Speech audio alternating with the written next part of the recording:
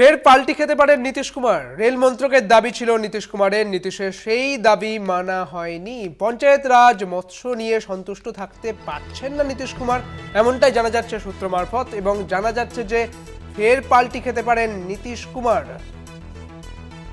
পঞ্চায়েত রাজ মৎস্য নিয়ে সন্তুষ্ট থাকতে পারছেন না নীতিশ কুমার, এবার আবারও পাল্টি খেতে পারেন তিনি। রেল মন্ত্রকই চেয়েছিলেন তিনি, রেল মন্ত্রকের দাবি ছিল নীতিশ কুমারের, নীতিশের সেই দাবি মানা হয়নি।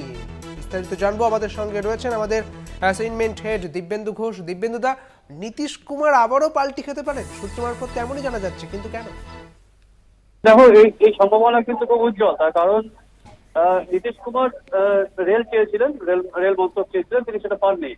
তিনি নিজে 1998 থেকে 99 এবং 2001 থেকে 2004 তিনি কেন্দ্রীয় রেলমন্ত্রী ছিলেন, সেটাও এনডিএ সরকার, এবং অটল বিহারী বাজপেয়ী তিনি প্রধানমন্ত্রী ছিলেন। তো সেই জায়গায় দাঁড়িয়ে রেল মন্ত্রক চালানোর যে অভিজ্ঞতা নীতিশ কুমার যথেষ্টই আছে, এবং এই রেল মন্ত্রক সেই সময় যখন নীতিশ কুমার রেলমন্ত্রী ছিলেন তখন ইস্টার্ন রিজন অর্থাৎ পূর্ব ভারতের জন্য তিনি বহু রেল প্রকল্প দিয়েছিলেন। এবং নীতিশ কুমারের অন্যতম প্রধান দাবি ছিল রেল মন্ত্রক এবং লোকসভার স্পিকার। কিন্তু মন্ত্রিসভা গঠনের পর দেখা গেল অত্যন্ত গুরুত্বহীন দুটি মন্ত্রক দেওয়া হয়েছে জেডিইউকে। লালন সিং তিনি পঞ্চায়েত রাজ এবং মৎস্য দপ্তরের মন্ত্রী হয়েছেন, পূর্ণমন্ত্রী, এবং রামনাথ ঠাকুর তাকে কৃষক এবং কৃষক কল্যাণ দপ্তরের রাষ্ট্রমন্ত্রী করা হয়েছে।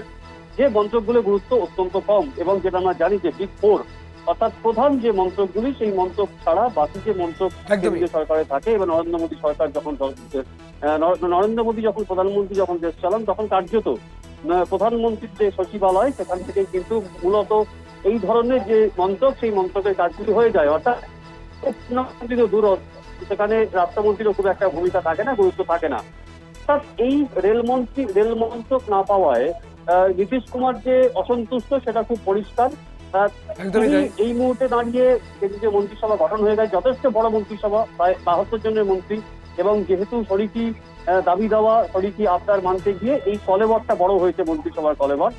একদমই তাই দিব্যেন্দুদা, এবং এই মুহূর্তে গুরুত্বহীন মন্ত্রী পেয়ে তিনি কি খুশি থাকেন, নাকি তিনি বেরিয়ে যান, সেদিকে আমাদের নজর থাকবে।